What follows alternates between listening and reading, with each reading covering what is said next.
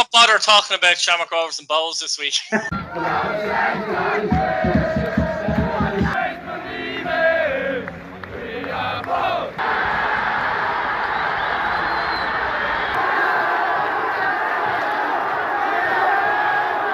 Hi guys, welcome back to Irish Footy Vlogs. Myself and Keane are going to dip into the weekend previews as usual. No Derry and Dundalk this weekend. That one was postponed. So we'll start off with Waterford and St. Patrick's Athletic, which is 7:45 on Friday, Keane. I was just about to say that both teams, it feels like they haven't played for 3 months, doesn't it? Yeah, look, I don't think the break done both sides any harm. The week off, look, the both sides that want to be in the cup. They had a week off. I won't do any harm, but at the same time, it's disappointing that they weren't in the cup, if you know what I'm trying to say. But it's a big game for both sides. I think it's it's a tight one. You can't really call it. I think both sides need the 3 points badly. So I think it's going to be a bit of a cagey game. I think it's very hard to call, isn't it? It's one of these games, you don't know what you're going to get from both sides. If I had to, because I'm a Pats man, I would say Pats 1-0. Just because I'm a Pats man, to be honest with you. I agree with you fully, though. I don't see many goals in it. The last game Pats had and the last game Waterford had were disappointing performances and results for both teams. They've had a couple of weeks to digest the last few weeks, ultimately, really, haven't they? From Waterford's point of view, they'll really want Brian Murphy fit for this game because there's been mass confusion in that backline. Look, Waterford. Not expect a tight line, but he hasn't commanded the area well at all, and there's been confusion with that back four or back five. They'll hope to improve there. From a Pats point of view, they're just a bit. I can't use another word other than meh at the moment. You know what I mean? It's all a bit meh. That's all it is. Just a lot of inconsistency. You don't know. Like, it's horrible to say, but you don't know what Pat's team is going to show up. And it's hard. Some weeks were brilliant, some weeks were not great at all, some weeks were awful. But I just think that they'll bounce back this week. Hopefully, I think they need to. Albeit, I don't think a draw will be a bad result for both teams. But I don't think either team is going to, no one wants to lose, but I think there will be an element of both teams thinking going into this game, we actually cannot lose this game. I think that will end to a cagey affair. No, it's going to be cagey. It's going to be tight. I think there's only going to be a goal in it either way. But obviously I'm going to pick Pats in a 50-50 and anyway. Strangely enough though, Keane, a win for either side puts them in the European frame again. Not that they're out of it as such when you look at the actual table. Yeah, nobody's out of it. In terms of performances, you wouldn't have them as the favourites, both sides. But a win suddenly Pats fans are top of the world. Waterford fans are on top of the world. It'll be interesting to see if Darren Murphy plays as well. Like, he's been out for a long time as well. I can't see him having a big impact in that regard either. Because he has a presence. He has a presence. That's all he really has up there. Do I think personally at this stage in his career, does he give Waterford more than, let's say, a Michael O'Connor or a Curtis Bourne? Maybe not. I don't think he gives them that at this stage of his career. Look, he's a superb player, what he's done. Can he play centre half, one wonders? Yeah. Well, now, you're looking and he's a presence up front. He's going to add a bit of presence. He's going to add a bit of bite if he does play. He definitely won't start, in my opinion. I think he might come off the bench if needs be. But I just think Pats is going to nick a 1-0. I do. And I hope, I'm praying, to be honest with you. Yeah, I'll go 1-1 myself, but I honestly can't call it. Really can't call it. And which as well, I don't think Pats will play as bad as they did against Bohemians, but I see improvement in Waterford as well, particularly Murphy's and goals. Amazing what a decent keeper does to the whole back line. Yeah. Murphy, of course, we must mention, got them the 3 points really when they played at Richmond on the first day of the season. Yeah, when they he made some cracking saves and we got them the 3 points. And at that time as well, they needed it badly. They were a makeshift side. They were put together I'd say 2 weeks before the season at most, you know. And there is an element of makeshift with them still, isn't there, in a way? Because Sheridan, definitely. Sheridan's only come in, and again, there's a lot of new players and that, and they do look like that at times, let's be honest, don't they? They're trying to I think they're just trying to build a basis for next season. Whether Sheridan will be there or whether, you know what I mean, you don't know. But that's what it looks like. They're kind of just getting this season literally out of the way, I think. I'm not being disrespectful to them. I think there's a lot of teams like that. But, would you put Pats in that bracket as well, a little bit? Yeah. I wouldn't say they're makeshift now. I think Pats are a lot more settled. Well, yeah. I just think, you know, if we had a full season, great.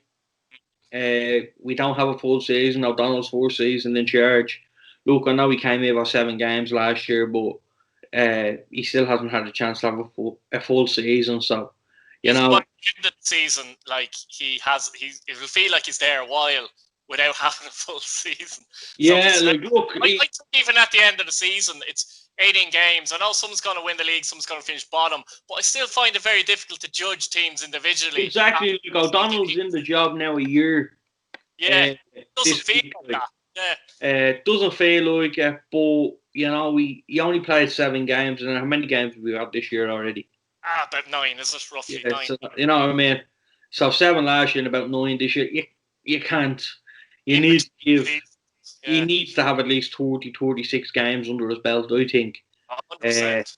So, look, I wouldn't call them makeshift now. I'd just say they're just kind of building a basis and building a platform for next year.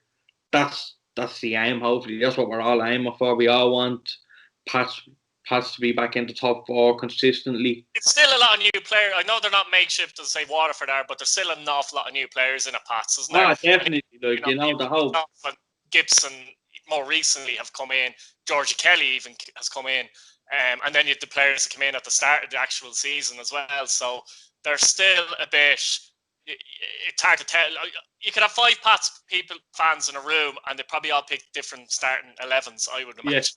That's the bizarre thing about it. So yeah, it's you know, it's just trying to find that formula to that 11 that just click on the pitch. And look, it takes time.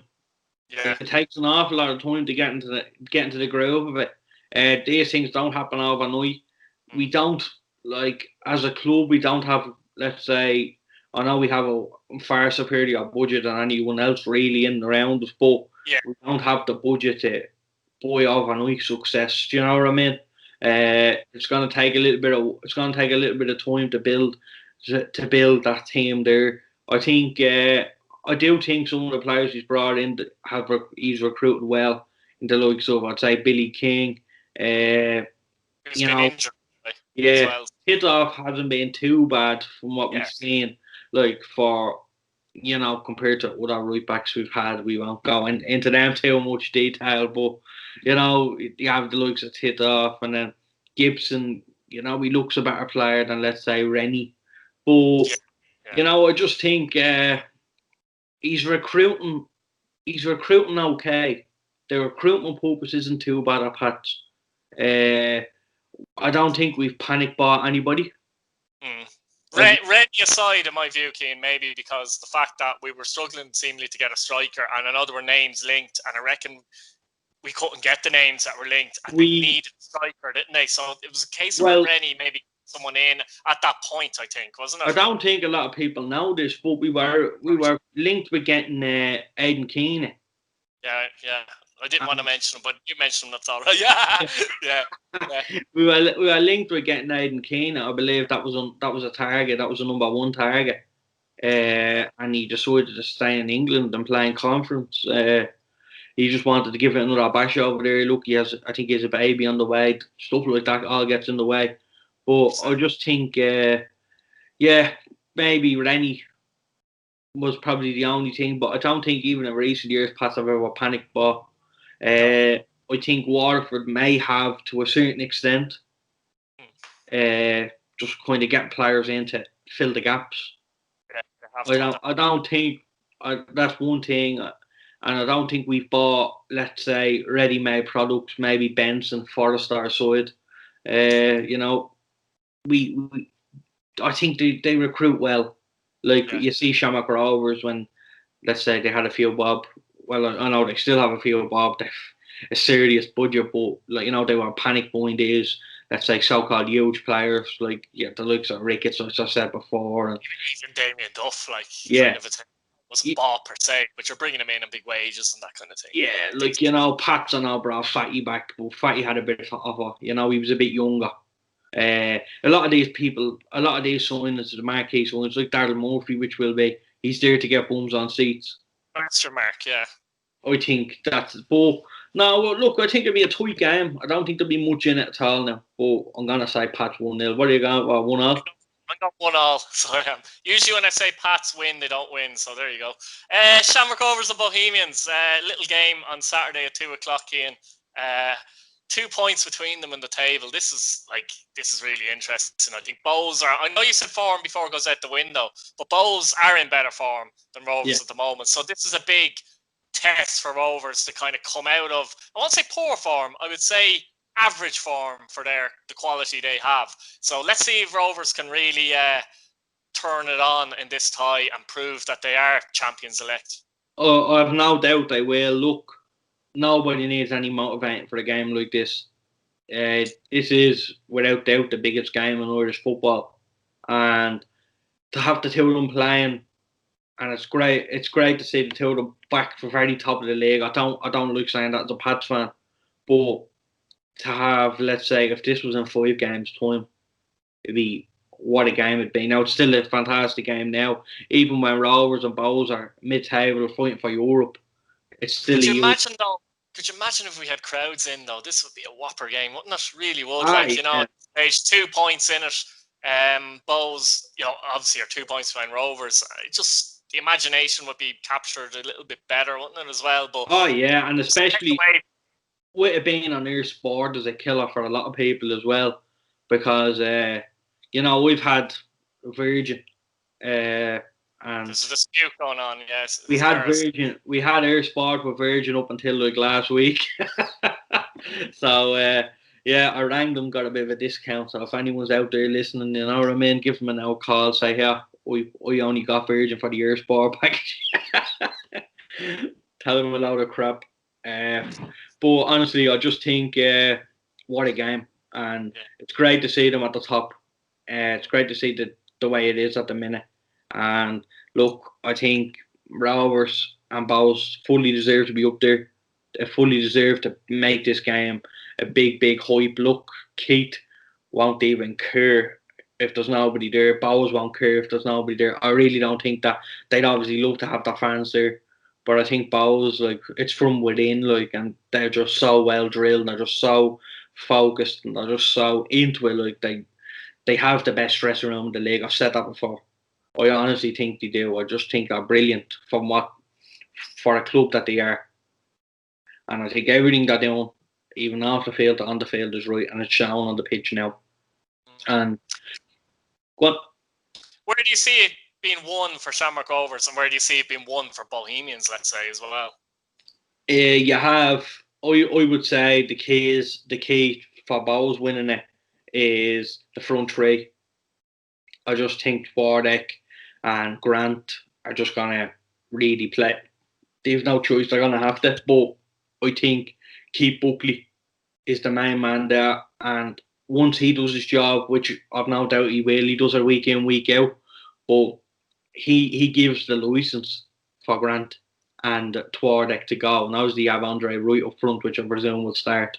But, it's Bows are a little bit settled, and I know Rovers have a settled side as well.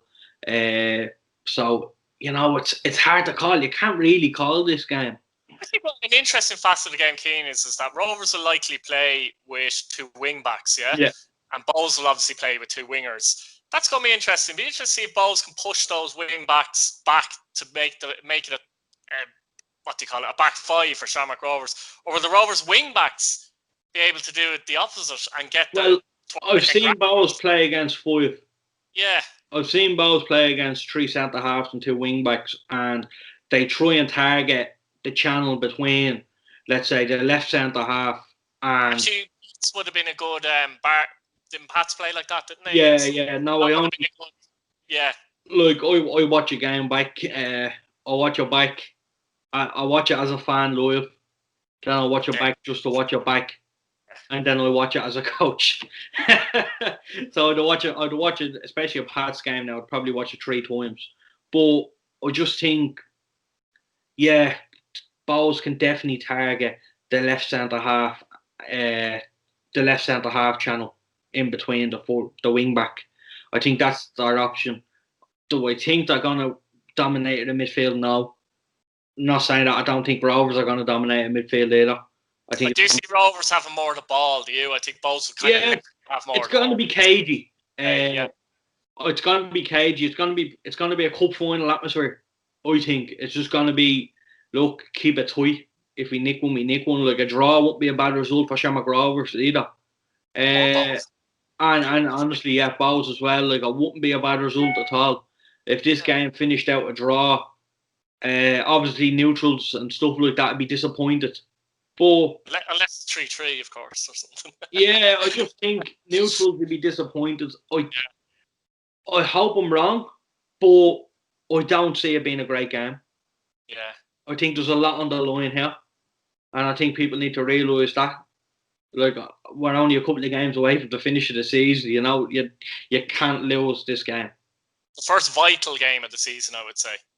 You can't lose it. Yeah, honestly, it's impossible. If you lose it, not even, obviously you can catch it back in 2 games, but what I'm saying is it's just the mentality as well, and it's just the mindset and the confidence. So I think it's a must not lose game. Personally, I hope Bowles win it. I do. I'd love to see Bowles win it. But do you know what? Gonna go Bowles 1-0. Bowles 1-0. Heck yeah, I was going Bowles 1-0 as well. Yeah, I don't know. I just think they might nick it. Rovers haven't lost this season. I know we talked about form and that as well, but I do think Bowles might be a bit more confident going into this. Which I think Bowles might nick this one 1-0. They do have the Indian sign over Rovers a little bit. Now, I understand Rovers have won the last few meetings. I know that. But I don't. Rovers definitely need more from your Graham Burks and your McAniffs, who, in my opinion, haven't played in the last few weeks, and they seem to be looking too much towards Jack Byrne. Those guys need to step up. Farouja as well, very good player, needs more end product. The likes of Gary O'Neill, it's doing okay midfield, but those guys have to step up. Yeah. It's not all about Jack Byrne here. Just on that, I think it was 7-8 games Bowles won. They were unbeaten against Rovers, and now look, obviously the semi-final was a huge one. There was a lot of pressure on Shamrock Rovers last year in that semi-final because Bowles, they haven't beaten Bowles in so long. And then look to win it in Dalymount, and then to win the game in Dalymount again, the first day of the season, was fantastic for Rovers. You know, it wasn't pretty. It's terrible the last few weeks as well, wasn't the pitch was in poor state because of that. But Rovers, I just think that was a big one for Rovers to win. They'll take that into this game. Look, they're banging confidence at the top of the table. Like, people talk about form and stuff like that. I think like they're still fantastic form. They're in pole position. People need to not forget that where they are in the table. And I just think, I just always think Bowles find a way, and I think they will find a way, just to win this 1-0. I think so. Yeah. I get 5 points for this, but I just think Twardek will nick one. I'm gonna go for Andre Wright. A lot of Bohemians fans have had to eat humble pie in the last few weeks because Wright has really stepped up. I think, you know what I mean. Yeah, no, Wright is a good player. I think he came in obviously halfway through last season. Dinny was the main man. Obviously, he got injured, but you know, I've no doubt Dinny. I'm not saying Wright's doing anything bad, but I just think Dinny be back in the side soon enough. Yeah. Right, so that's the big Dublin derby. Shelbourne and Cork City at Tolka Park Saturday as well, 5 o'clock. That's the later game. So it's a good day of football on Saturday. How do you see this one going, Keane? Shelbourne were impressive enough at times away to Galway during the week. Yeah, look, these games are really hard to call this week, I think. Look, Shells are Shells would be delighted to get in the next round of the Cup. They feel it. Look, Cork got beaten, but albeit they put in a good performance against Shamrock Rovers, they'll take pride in that. They'll take pride out of that, and they look to build on that now.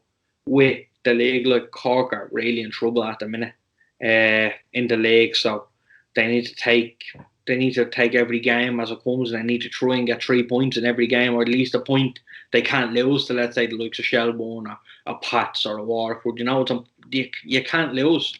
So I think, look, I think it's going to be a tight week. I think there's going to be a lot of, I wouldn't say as a coach they're never boring for me, but I think there'll be a lot of neutral, boring games. If you're looking, I just think we're getting to the stage of the season now where every game is must not lose. That makes for a cagey game. Both sides, I think. I think if Shells lose, there's a bit of pressure on them again. 100%. And I think if Cork lose, look, they're in even bigger trouble than they already are. The difference a win and a lose makes in this game. A win for Shelbourne will put them 7 points above Cork. A defeat puts them a point ahead of Cork. Yeah. That's a serious 6 point already, and look, it's the business end of the season. Like we said, it's just all the games. I think I can't see many free scoring games now. I can't see a lot of, let's say, lovely football, especially between Cork and Shelbourne. And that's not being disrespectful now. I just can't see teams getting on the ball and playing lovely football. I don't think that's the two of their styles that suit. I think Cork will be rigid. They're going to probably come for the draw. I think they're going to get it. I'm going to say 0-0.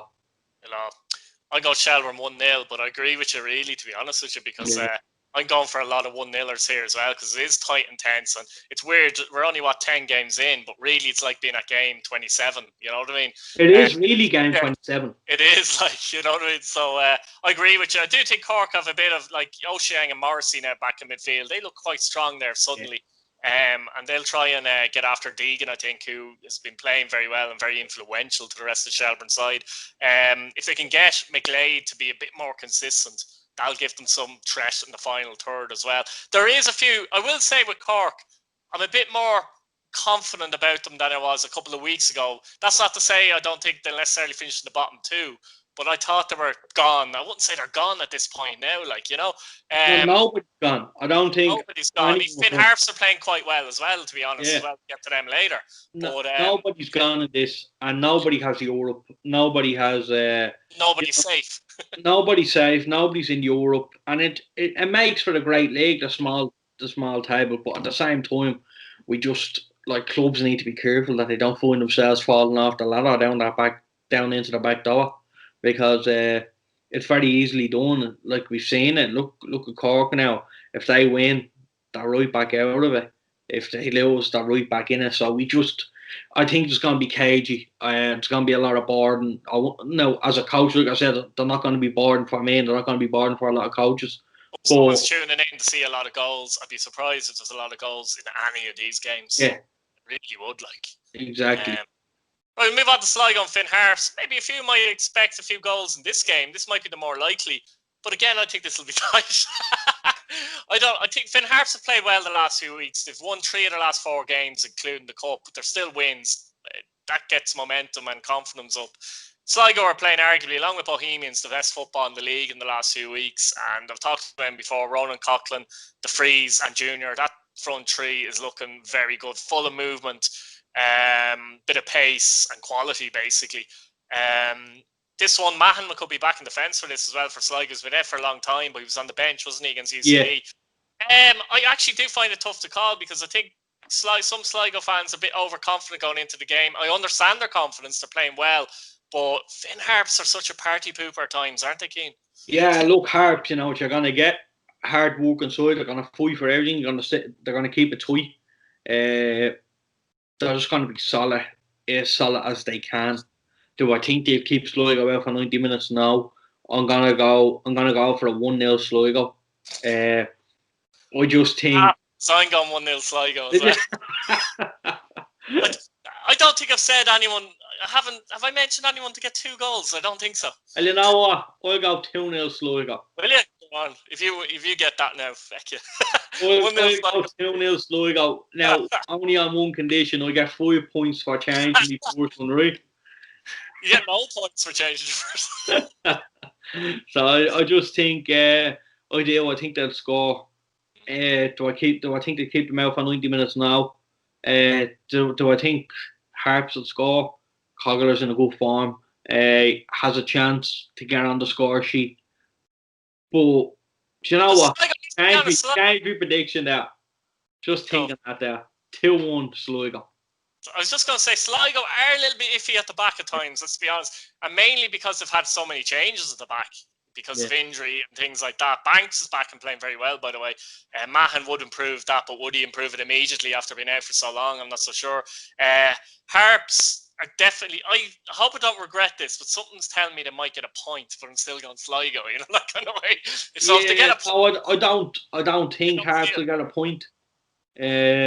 Look, I think it'll be tight, it'll be nervy, but I just can't see them coming out with anything here. I'm going to go for Sligo. Looking to win for Sligo really cements their, let's say, European push. And nobody will want to talk about that in Sligo. I don't think Sligo fans are even want to talk about it. But we kind of have to. And I think a win here will go a long way. A long way to securing that European push. I'm not going to say they're getting it, but I'm going to say they're right bang in the middle of nearly favourites for the European spot. Yeah, they probably are, to be honest. It's hard to believe when they were bottom coming back from lockdown. It's probably the only thing I got right. I'll take that. Exactly, yeah. On to Division 1, First Division, Keane. We have a full programme of games here, and it's going to get tight and tense here as well. Start off with Athlone and Galway United. I believe they're all on Friday night, actually, at the same time. They are, yeah. 8:15 Friday night, all these fixtures, including the Shamrock Rovers B. But surely this is a great opportunity for Galway to pick up their first win of the season. Surely. Athlone will be bang on form now after that cup game. I see goals. Funnily enough, we were saying I do see goals in this one. Athlone usually come with goals. I'm going to say 2-2. Right? Yeah. I'm going to say 2-2 because I just think Athlone obviously bang on form, but I think Galway have the quality. So I think Harps will concede a few. But I think, Athlone will concede a few. But I just say it being a draw. I don't think Galway will get that win. 2-2. They'll be disappointed with that, I think, because obviously it's a bit of a derby in a way. Athlone's basically in Roscommon, Westmeath people might. I'm going to get killed, haven't I? Need to get slap out there, what? I won't be in Athlone anytime soon, but that way. I'm going to go for Galway, Keane. I do think they'll get the first win. I'll go for 2-1, but like you said, I wouldn't be surprised if it was a draw. I wouldn't be surprised if Athlone won, let's be honest either. Yeah. But I will go 2-1 Galway. Right, so on to Bray and Cabinteely. Now, I always consider this to be a derby. You know, this is a derby. We're playing dangerous games again because Bray is in County Wicklow. But let's be honest, Cabinteely is only a stone throw away. You have the Pat Devlin thing, the history and all that kind of thing as well. Big game, actually, at the Carlisle Grounds. Let's be honest. Is it the biggest game? I think it's the biggest game in the First Division at the weekend, personally. Yeah, 100%. It has to be. But yeah, go on, yeah. This is going to be tight. I get stick for never picking Bray. I do, honestly. Kate will batter me. But I think... Keith Ryan, yeah. He'll batter me. He's given me a few as well, but I went for them during the week and they lost, so he might want me to go against them this week. I'm going to go for Cabinteely 1-0. I think it'd be tight. Listen, if Bray get a win here... Opens it up, doesn't it? Opens everything up again. If Cabinteely win it kind of cements their spot, which they need it. I think with the games they have coming up and stuff, I think 3 points here will set them up nicely for the rest of the season. I just think Bray were very disappointing against Finn Harps, and I know people say Finn Harps are probably a better side, let's be honest, you know, Premier Division, you know. It's not in them though. No, but I think as a unit and the way Ollie has them set up in that Ah, sense. But yeah, they're at the Carlisle again. They lost 4-2 in the opening day of the season to Cabinteely. They're 4 down at half time. That'll stick in the mind. I have a feeling Bray are going to win this one, and if they do, we'll open it up big time, Keane. For everyone else, Bray, Drogheda, UCD, and Longford. In a way, it'd be great if they did win it, and all the others won as well. It'd really make it exciting. But I'm going to go Bray 2-1 on this one. You know. Yeah, no, I just think Cobh will be disappointed. Game for them to try and come back. Yeah, they have to for come the back. last couple of weeks. Yeah. They have to. This is their character. Big test of their character. I think. Yeah, and I think Pat signs characters. He signs players that are just going to give 110% no matter what. You know what you're going to get from Eddie and Pat. I just fancy Cobh to win a 1-0. Interesting. Bray 2-1 for me. UCD and Wexford Youths. Now, Wexford Youths have had a bad couple of weeks, as we mentioned before, but they did take part in a brilliant cup game during the week in which, unfortunately, they lost. UCD have been kind of quietly going about their business, and for me, they're kind of like, in the marathon, and you're fifth, and no one's talking about you, but you just come up at the end.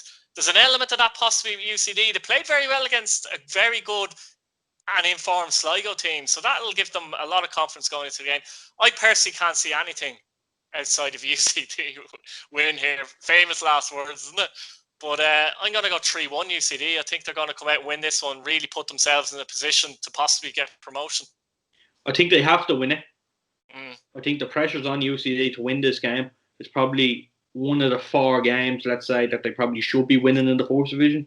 Particularly too, yeah. Yeah, like I mean, two against Wexford, 2 against Athlone. They'd be looking to win them 4 games. But Wexford, you gave them so much confidence, Keith, and they didn't back it up. I just think UCD will win this one. I don't think it'll be as straightforward as 3-1. I'm gonna say 1-0 UCD. I can't say it being straightforward. Wexford without, I know they're conceding a lot of goals, but they set up to catch team on the counter. Do I think they catch UCD in the counter? No. But I just think it'd be 1-0, and then I think UCD be happy enough with that. I think the strange thing about Wexford, I've noticed that they started the season very tight at the back and they were strong. They brought in a lot of new players and they seem to be less organised now. I don't know if that's because let's be honest, I'd like to see a couple of games of Wexford to have a good with them. But I wonder if it's more a case of maybe they brought in some players, got a little bit more confident and are playing more expansive. I'm not really sure. I know someone from Wexford, I'll have to ask him about that, but that watches all the games. But it'd be an interesting thing to know, wouldn't it, with Wexford, why suddenly they've just conceded a lot of goals after being so organised seemingly at the back and tough to beat. It's a strange one, isn't it? With them? No, it's a strange one to call. You don't know what happened there really. Look, he could have just had a couple of bad weeks and the confidence is low. And, when the confidence is low in this league, it's hard to get it back up. We all know that. So I just think a 1-0 won't be a bad result for both sides. Wexford back to basics a little bit in this game. And whatever the result is, the result. Get back to basics. That's it, and I think they will. So I'm gonna go 1-0 UCD here. All right, 3-1 for me, unfortunately. Drogheda and Cobh is at United Park Friday night as well, 7:45. I'm going to this one, so I'm giddy. It's nice to see a game of football, isn't it, Keane? But this is going to be a tricky one for Drogheda, I feel. Obviously, Drogheda will be disappointed with the Cobh defeat. Cobh will be disappointed with the Cobh defeat, but they've been playing very well in the league. Definitely a banana skin here for Drogheda. I think this will be a tight game as well. I do think Drogheda will nick it. I'll go 2-1. Yeah, I wouldn't even say banana skin because I think Cobh are probably 2 or 3 players off. I'd say a better side than Drogheda even. When it's going to be tight. I think everyone the 4th division is going to be tight. I'm saying it all the time. It might sound boring, but it is, and it's the truth. I am going to go for 1-0 Drogheda again. Another 1-0. I just think Cobh don't concede a lot of goals, especially recently. I think they'll take heart out of that Dundalk performance. Look, they're the league champions. They came there, and let's be real, it was 1-0 right until, let's say, a dodgy penalty in the last couple of minutes. You know what I mean? So they'll take pride in that. They'll take heart in that. I'm going to say 1-0 draw there, but I wouldn't be surprised if it's a draw. They played the first day of the season, and I think Cobh have improved since then. Drogheda won 2-0 in Cobh, but wasn't comfortable. Yeah.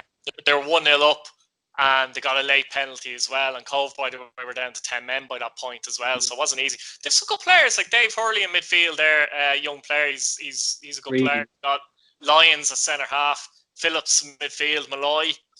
There's some good players in Cobh as well. It's just and I think, you know, even Kavanagh, the fullback, you know, he's experienced there, and I think his experience is needed. I think they're kind of building a team around him. Oh, you know, Cobh, like, you had the likes of Ian Turner. We keep going. I was going to say, Keane there, Paul Hunt, the goalkeeper. We don't know what's going on there, actually. I was just thinking that in my head while you were talking there. Strange one, isn't it? He's been at Cobh for years, goalkeeper. It seems he was dropped for the sub-goalkeeper, and he's just not part of the squad now. No idea what's gone wrong there. Like, you know, don't know what's going on. Like, I remember Paul at Pats now. Yeah. I remember Paul at Pats. He done okay. Now he's obviously a sub-keeper. Yeah.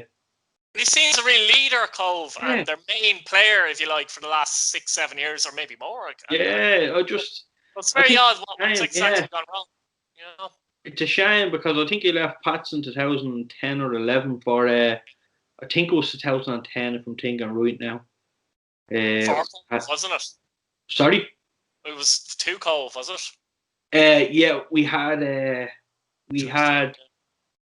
I think that was the year we had 3 keepers. I'm not sure. Someone will probably tell me, but I remember Pat's had with Gary Rogers. He could be 10 years of Cobh, basically. Yeah, we had Gary Rogers. We had Dan O'Connor. Oh yeah, Dan O'Connor. And we had Dan O'Connor was the Cork keeper, if anyone remembers Dan. And then we had Paul Hunt. I don't know if Paul Hunt was 2011 after Dan left. And I'm not sure. I don't know. I can't remember if he was there with Chris Benyon as a second keeper. So I do think it was 2010, but someone will correct me on that. Say. Yeah, say 9 or 10 years anyway, Keane. Yeah, definitely. Rovers B and Longford Town. Now, Longford a good win during the week. They needed that.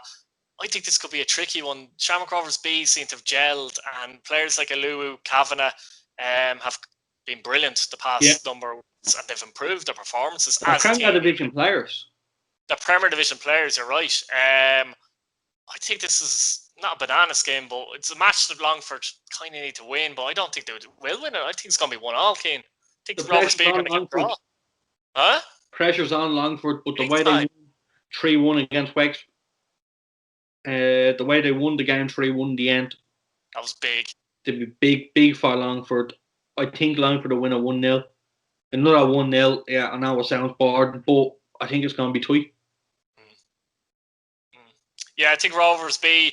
Could Rovers B, in your opinion, I know they can't promote, but can they actually shift themselves into the picture, in your opinion? What a waste. Wouldn't it, though? I wouldn't like it. I'm not being funny, but I wouldn't like it. If they do get into the promotion, if they do get in, the team next goes in, so it doesn't really make a difference.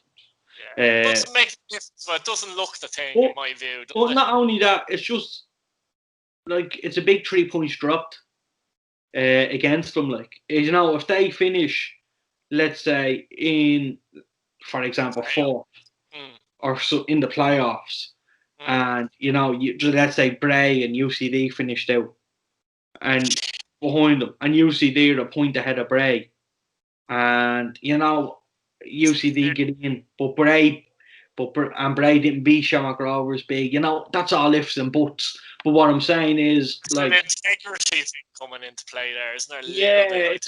It's like if you remember, I think personally, it's like, do you remember Monaghan United? Yeah. Like, I can't remember. I think they took points off everyone, didn't they? Yeah, they took them out of the league and they took the 3 points off everybody, I think. But Pats only drew them at home in Inchi Cork. Ah, okay. So they're taking, let's say, 3 points off Sligo, let's say, who won the league that year. Yeah. They're only taking a point off Pats. You know what I mean? Yeah. Oh, it does. Yeah. Well, hopefully, I'm not like Shamrock Rovers. Great for them to get the young players playing. Some of them will come through, but hopefully next year, simply we get Limerick back into the league, I think and hopefully Shamrock Rovers go. I know it's nothing against the Rovers or anything like that, but any B team to go, in my opinion. In that situation, it doesn't matter who they are. Because otherwise, Dundalk can say, well, we want a B team. If they can have a B team for 2 years, Pats, we want a B team. Bohemians, we want a B team in fucking first division. Pats A team will play every Friday night, Kate. Right, guys, we'll leave it there this weekend. Subscribe, like, comment, share, and that's it. We'll see you next week. Good luck, Ian. Thank you.